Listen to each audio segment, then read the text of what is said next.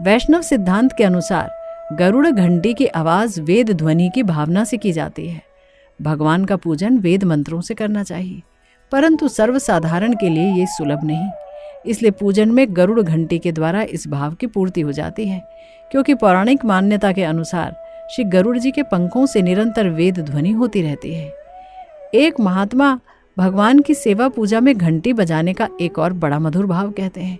उनका कथन है कि भगवान ने जो श्रीमुख से कहा है, अहम भक्त पराधीनो, इसका पूर्ण निर्वाह वो अर्चा विग्रह के रूप में ही करते हैं, यानी प्रतिमा के रूप में ही करते हैं। अर्चा विग्रह के रूप में भगवान एकदम अपने को भक्त के अधीन कर देते हैं।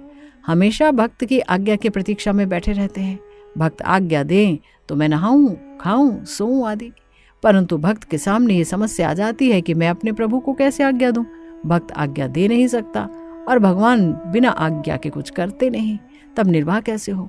तब भगवान और भक्त के बीच में घंटी की प्रतिष्ठा की गई। भक्त घंटी बजाते हैं तो भगवान को आज्ञात्मक संकेत मिलता है कि अब नहाओ, अब प्रसाद पाओ, अब विश्राम करो आदि।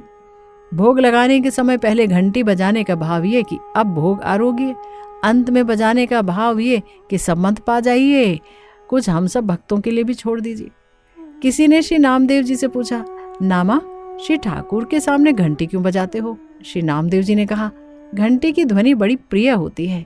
यदि कोई बालक रोता हो, उसके सामने घंटी बजा दी जाए तो वो हंस पड़ेगा, प्रसन्न हो जाएगा, उसका मन लग जाएगा, इसलिए मैं भी बजाता हूँ। ठाकुर जी प्रसन्न होकर नैवेद्य आरोगेंगे।